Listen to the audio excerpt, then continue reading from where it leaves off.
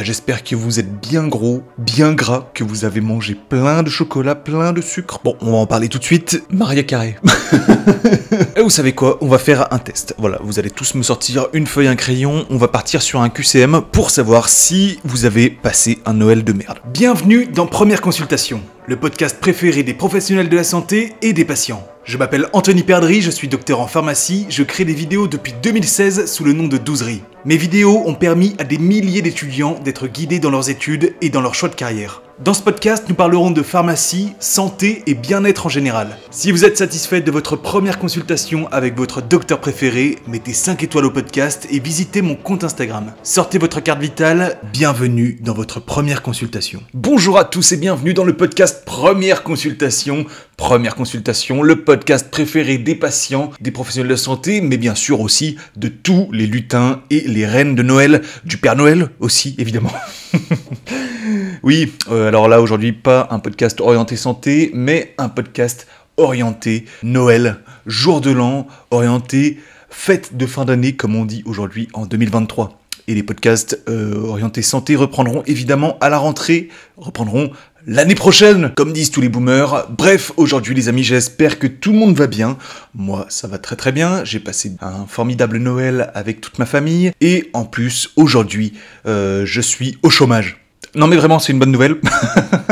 Je vois que vous étiez en train de vous affoler, mais c'est une bonne nouvelle. Donc j'ai une semaine de chômage et je reprends un autre travail à la rentrée. C'est formidable, très très bonne nouvelle. Je vous en parlerai dans un prochain podcast, mais je suis trop content.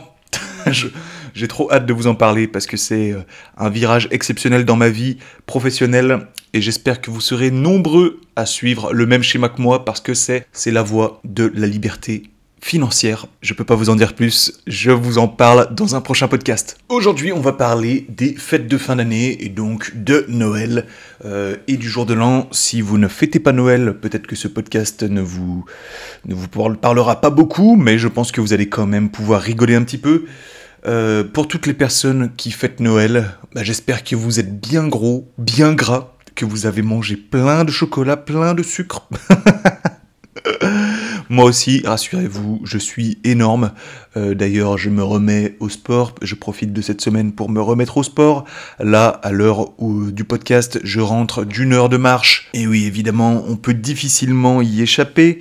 Noël, c'est ça aussi. Aujourd'hui, je vais vous parler de mon rapport à Noël. Pour moi, Noël, c'est surtout le moment où on se retrouve en famille. C'est le moment où on met tous de côté un peu nos travers et nos inconvénients pour se retrouver autour d'une cause unique et commune qui est la naissance du Christ à la base, qui est une fête des plus importantes au niveau de la religion chrétienne. Voilà, ce podcast est aussi c'est aussi votre moment de catéchisme de la semaine. Non, je rigole.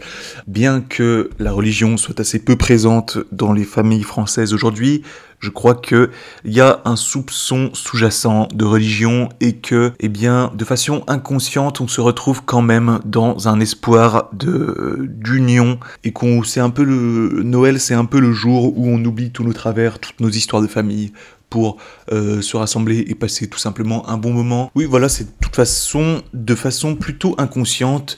Toutes les familles savent que Noël est une fête et que, au moment des fêtes, l'intérêt, c'est de passer un beau moment. C'est pas le moment où on va rappeler toutes nos histoires, où on va créer des embrouilles. Noël, c'est tout simplement le moment, même s'il n'y a pas de religion, où on passe un bon moment. Donc, même s'il n'y a pas de religion, même si tout le monde a cet espoir de passer un bon moment à Noël, et c'est ça que je trouve merveilleux. C'est ça que je trouve merveilleux et magnifique. Donc j'espère que vous avez tous passé un bon moment, que ce soit chez vos parents, chez vos grands-parents, si vous avez la chance de les avoir encore. Ouais, pour moi, c'est surtout ça. Noël, c'est surtout et avant tout la famille. J'ai des souvenirs merveilleux chez mes grands-parents quand j'étais enfant, ou qui faisaient des repas pour une vingtaine de personnes, les pauvres. Où il y avait évidemment leurs enfants, donc mes parents, les petits-enfants, et donc mes cousins, les oncles et tantes. C'était vraiment des moments qui sont gravés dans ma mémoire et on passait toujours des merveilleux moments avec mes cousins que j'avais assez peu l'occasion de voir dans l'année. Donc c'était, pour moi qui étais enfant, des moments très drôles est très fédérateur dans la famille, donc j'en garde des souvenirs sacrés dans ma mémoire. Et donc il y avait un sapin de Noël où il y avait des nombreux cadeaux au pied du sapin, parce qu'on était évidemment pourri gâtés. Donc oui, c'était des moments magiques, et puis forcément à chaque fois mes grands-mères cuisinaient magnifiquement bien, on se régalait à chaque fois. Donc il y a des traditions dans de nombreuses familles qui mangent la dinde à Noël. Moi, j'ai jamais beaucoup mangé de dinde à Noël, ça a jamais été la tradition dans la famille, bien que j'adore la dinde, je trouve ça vraiment très très bon. Chez moi, en général, on cuisinait surtout le chapon, parce que moi je viens de Bourg-en-Bresse à la base, et donc la volaille de Bresse est très réputée au niveau national. Les volailles de Bresse, voilà, le poulet de Bresse, le chapon, etc., c'est des trucs qui sont assez locaux. Il y a les grenouilles aussi chez moi, qu'on mange énormément, les escargots, bon, ça en Bourgogne, mais c'est pas très loin. Sinon, on mangeait beaucoup de gibier, parce que mon grand-père était chasseur, et donc c'était le moment à Noël où on mangeait du chevreuil ou du cerf ou du gibier qu'il avait lui-même chassé. Donc forcément, on se régalait parce que les grands-mères cuisinaient merveilleusement bien, et donc c'était forcément un régal à chaque fois. À part ça, évidemment, il y avait tout ce qui est foie gras, il y avait du saumon, il y avait je sais pas quoi d'autre, les bûches de Noël évidemment, je sais pas, moi je suis surtout bûche pâtissière plus que les bûches glacées. Vraiment, Noël, c'est le moment que j'attends toute l'année pour pouvoir savourer tous ces mets délicieux et d'exception. Parce que oui, évidemment, si tu manges du foie gras tous les jours, tu n'apprécies pas autant Noël que moi je peux l'apprécier au niveau culinaire, mais voilà, c'est surtout ça que j'apprécie, c'est la nourriture. Et la famille à Noël, c'est vraiment particulier. Puis au-delà de ça, Noël, c'est toute une ambiance. Pour moi, c'est se retrouver dans une maison de campagne. Donc j'espère que vous avez tous l'occasion de faire Noël à la campagne dans une maison, parce que j'imagine que dans un appartement en ville, c'est quand même pas la même saveur. Mais à la campagne, voilà, il y a toute cette ambiance avec le jardin, où parfois il neige, donc ça fait très très longtemps qu'il n'y a pas neigé à Noël. Mais j'ai des souvenirs aussi de la maison qui était remplie de neige pour Noël, où il y avait le salon, où il y a le foyer de feu qui trône au milieu de la pièce, où tout le monde est rassemblé autour.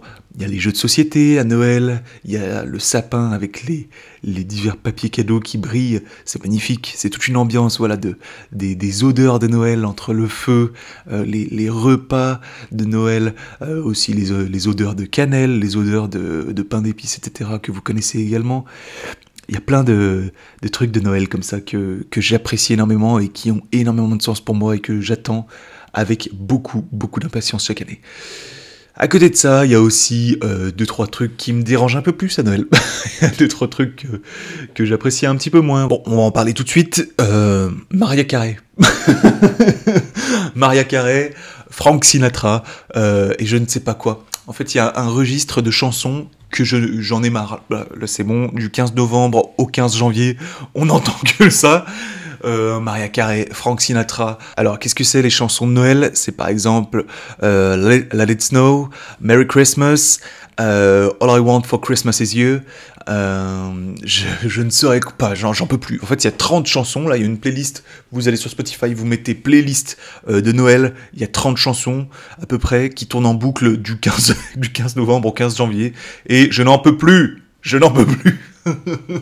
Et il y a ma gonzesse qui les met tous les jours de la semaine et je n'en peux plus, c'est tout le temps les mêmes chansons, avec tout le temps les mêmes thèmes. Oh, voilà, donc déjà les chansons, je n'en peux plus.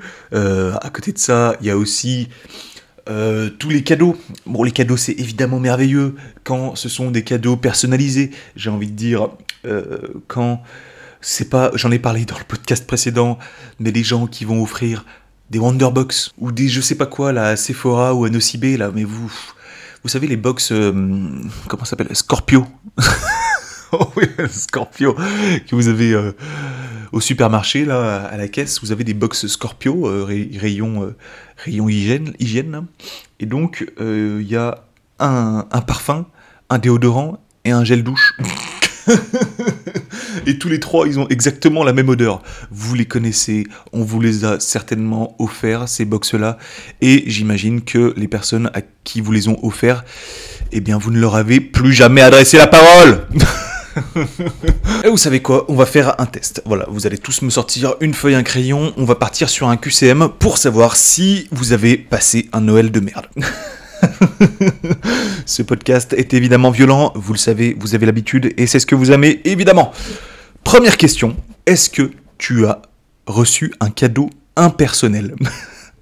À savoir une carte cadeau Amazon, une box Sephora, du parfum Scorpio, une Wonderbox, etc. Est-ce que tu as reçu ce genre de cadeau? 1 point si oui, 0 point si non. Deuxième question, est-ce que tes cadeaux étaient pas emballés de papier cadeau et est-ce qu'ils étaient encore dans le colis, le carton Amazon? 1 point si oui, 0 point si non. Je sais qu'il y a des gens qui sont déjà à 2 points. Troisième question, est-ce que vous avez parlé de politique à table à Noël? Ça c'est 2 points. Ça c'est 2 points, c'est non négociable. 2 points si oui, 0 point si non. Quatrième question, est-ce que tu as passé 3/4 de ton temps sur ton téléphone ou alors, alternative, est-ce que la télé était allumée pendant le repas de Noël? Ça c'est 3 points. Ça c'est 3 points, c'est non négociable, c'est 3 points et 0 points si non. Et dernière question, est-ce que, là tu as quoi? Tu as 25 ans globalement, 23-25 ans, est-ce que on t'a encore placé à la table des enfants? Ou est-ce que tu as été placé à la place qui est à côté de la table des enfants? Est-ce que tu es encore, à ton âge, placé au plus près des enfants? Est-ce que c'est toi, à ton âge, qui est chargé de surveiller les bébés de 6 ans à Noël? Je suis désolé, mais c'est 1 point. Et c'est 1 point supplémentaire pour tous les membres de la famille qui soit ne sont pas venus parce qu'ils avaient le Covid, soit sont venus avec un masque. Voilà, c'est 1 point supplémentaire par membre de la famille. Voilà, donc ça vous fait une note sur 8. On peut considérer que si vous avez plus de 5 sur 8, vous avez passé un Noël de merde. Je suis désolé, hein, mais la télé, les cadeaux impersonnels, quelqu'un qui n'a pas pris le temps de vous faire un cadeau emballé dans du papier cadeau, vous serez d'accord avec moi pour considérer qu'il y a eu un petit malaise à Noël. Voilà, il y a eu un... Ah, merci. Merci. Hein. Voilà, vous serez d'accord avec moi. Bref, j'espère dans tous les cas que vous n'avez pas plus de 5 sur 8. Et on va repartir sur les cadeaux. Oui, parce que j'ai interrompu mon discours, mais je n'avais pas fini. Non, mais c'est vrai que recevoir des cadeaux, faire des cadeaux, c'est quelque chose qui est vraiment très sympa et appréciable quand ce sont des cadeaux personnalisés et pas des cadeaux que n'importe qui aurait pu faire. J'en ai parlé dans mon podcast précédent, je vous ai donné quelques idées de cadeaux. Moi j'ai été très très très gâté, et je pense que j'ai gâté également toutes les personnes à qui j'ai pu faire des cadeaux. Je suis ravi, je vais pas vous dire quels sont mes cadeaux, parce que je pense que ça n'a pas un grand intérêt, parce que ce sont des objets de la vie de tous les jours. Allez, vous voulez savoir ce que j'ai eu? Magnifique, je vais vous le dire, vous allez vraiment être ébahi devant un tel cadeau. Vous allez vous dire, mais comment quelqu'un a pu lui faire un cadeau aussi incroyable? J'ai tout simplement eu une Porsche Cayenne. Je rigole évidemment, j'ai eu tout simplement une bâche pour ma moto. Voilà. Est-ce que c'est intéressant? Je ne suis pas tout à fait sûr, j'ai eu d'autres cadeaux, mais ce sont voilà, des objets de la vie de tous les jours. Moi qui me font très très très plaisir, puisque je vais m'en servir, mais ce n'a pas un grand intérêt d'être détaillé dans ce podcast. Bref, donc les cadeaux, un moment évidemment magnifique de partage et de solidarité qui fait plaisir à tout le monde, et ça fait surtout plaisir au donneur quand il voit que ça fait kiffer la personne qui le reçoit. Moi je suis encore plus content de donner que de recevoir, et je crois que le don désintéressé, par exemple, je sais pas, aux personnes qui sont dans des situations précaires ou désœuvrées, c'est encore plus beau dans ces moments où il y a des personnes qui ne peuvent pas fêter Noël parce qu'ils n'ont pas de famille, parce qu'ils sont tout seuls, parce que XY qui sont dans des conditions précaires. Je crois que les aider un petit peu financièrement ou leur apporter un petit peu de tendresse et d'affinité dans ces moments où tout le monde partage la joie et la bonne humeur, je crois que les aider, leur apporter un petit peu de réconfort dans leur vie de tous les jours, est un énorme élan de solidarité et de générosité. Et je remercie toutes les personnes qui ont pu faire tout ça. Je vous en ai parlé également dans mon prochain podcast. Et je crois que Noël est un merveilleux moment pour faire un petit don de soi, comme ça, un élan de générosité vers les autres. Et à côté de Noël, qu'est-ce qu'il y a à la fin de l'année ? Il y a une autre fête de fin d'année qui s'appelle le Nouvel An. Et le Nouvel An, j'aime encore moins que Noël. Je sais pas, j'ai l'impression d'être le seul à ne pas apprécier faire le Nouvel An. Je crois que c'est la soirée je crois que je n'aime pas parce que c'est une soirée qui est plus ou moins obligatoire. En fait, c'est-à-dire que c'est la soirée où quand tu ne fais rien, on va te... Ah, mais tu fais rien pour le Nouvel An ? Mais comment ça tu fais rien ? T'es en famille du coup ? Ah non, Mais tu fais même pas en famille du coup, tes parents font un truc, mais toi tu restes chez toi, D'accord, ok. Vous voyez, c'est un peu on se demande pourquoi tu ne fais rien pour le Nouvel An. C'est un peu la soirée qui est obligatoire. Donc à chaque fois, j'ai des soirées formidables qui s'organisent et donc auxquelles je participe avec un grand plaisir. En plus, mes amis, aujourd'hui, je les vois beaucoup moins qu'auparavant. Donc ce genre d'événement, c'est la façon que j'ai pour les rencontrer, parce que je n'ai plus vraiment autant l'occasion de les voir qu'auparavant, et donc ces soirées me permettent tout simplement de les voir. Mais je dois dire que dans le Nouvel An, voilà, il y a cette opinion sous-jacente de tu es obligé de faire une soirée pour le Nouvel An, parce que c'est le Nouvel An, parce qu'il faut fêter que la Terre ait fait une révolution supplémentaire autour du Soleil. Il faut fêter ça, il faut absolument fêter le fait que la Terre ait pris un an de plus. En vrai, je fais le vieux ronchon, mais c'est vrai que il y a des fois où j'avais pas envie de faire de Nouvel An et où je me suis un petit peu senti obligé, parce que c'est la soirée de l'année que tout le monde fait partout en France, quoi. Donc j'ai des très bons souvenirs de Nouvel An, mais c'est jamais la soirée de l'année que j'apprécie le plus. En fait, il y a des soirées qui s'organisent de façon beaucoup plus archaïque, beaucoup plus désorganisée, et dans lesquelles je prends beaucoup plus de plaisir, tout simplement. Donc la soirée du Nouvel An, c'est une soirée sympa, mais c'est pas la soirée de l'année pour moi. Il y a des soirées beaucoup plus tranquilles autour d'un bon repas, etc., auquel je prends beaucoup plus de plaisir à participer que la soirée du Nouvel An, qui me paraît beaucoup plus obligatoire. Donc je sais pas comment ça s'organise pour vous, mais je crois que j'ai globalement fait le Nouvel An chaque année, à part une année où je travaillais à la pharmacie pendant le Covid, etc., où j'étais crevé, et donc où je suis resté chez moi, mais je crois que j'ai fait le Nouvel An chaque année depuis que c'était quoi, au brevet, en seconde à peu près, je pense. En seconde, où voilà, j'avais fait mon Nouvel An, le premier, dans une petite salle des fêtes qu'on avait louée, donc c'était très très sympa. Et donc à chaque fois, voilà, c'est des soirées qui me permettent de voir mes amis que je n'ai plus autant l'occasion de voir qu'auparavant, mes amis d'enfance, du 01, donc le département de l'Ain, ou alors mes amis de la fac que je n'ai plus non plus l'occasion de voir, puisqu'ils sont éparpillés dans toute la France, et que aussi il y a le travail qui nous sépare, on n'a plus autant le temps de se voir qu'auparavant. Et donc voilà, donc c'est ce qui est prévu pour ce Nouvel An 2024, où je vais aller du côté d'Annecy, fêter le Nouvel An avec des amis de la fac, et ça va être super. Je ne sais pas ce que vous prévoyez, en général, voilà, moi c'est surtout les soirées entre amis pour le Nouvel An. Je sais qu'il y a des gens qui préfèrent le faire en famille, il y a des gens qui préfèrent le faire solo, en couple, etc. Moi, je serai donc du côté d'Annecy avec des copains de la fac, où on va se faire un petit repas, un énorme festin, je voulais dire, à base de beaucoup de choses d'exception, huîtres, foie gras, morilles, truffes, etc. On va évidemment se régaler, et c'est un repas avec des copains, donc je vois pas pourquoi ce serait un mauvais moment. Ça va être génial, et j'ai très très hâte. C'est donc dans 3 jours. Donc le réveillon, comme je vous le disais, effectivement, c'est pas pour moi la soirée de l'année, c'est pas la soirée à laquelle je prends le plus de plaisir d'y aller, mais vraiment,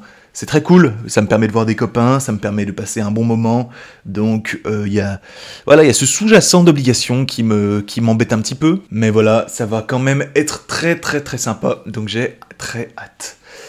Écoutez les amis, j'espère que vous allez passer un très bon réveillon. Faites attention à votre consommation d'alcool. Si vous conduisez, évidemment, ne buvez pas, faites pas les idiots. C'était un petit podcast sans prétention, là, où je vous partage mon avis sur les fêtes de fin d'année. J'espère que ça vous a plu. Évidemment, on se retrouve en 2024 pour parler de santé, Ne vous inquiétez pas, ce podcast va retrouver son orientation santé très rapidement. Envoyez-moi des news. Je sais qu'il n'y a pas beaucoup de news en fin d'année comme ça, donc c'est pour ça que je me permets de faire des podcasts orientés avec d'autres sujets. Dites-moi les sujets santé qui pourraient vous intéresser, on les traitera avec grand plaisir en 2024. N'hésitez pas à me faire un petit cadeau, comme ça on commence 2024 sur les chapeaux de roue, en mettant 5 étoiles au podcast, en vous abonnant au podcast et à le partager à tous vos amis pour me donner encore plus d'audience. Je suis très content de lancer ce podcast. Merci beaucoup pour votre soutien les amis, on se retrouve dans un prochain podcast. C'était Anthony alias Douzerie pour première consultation, à bientôt les amis.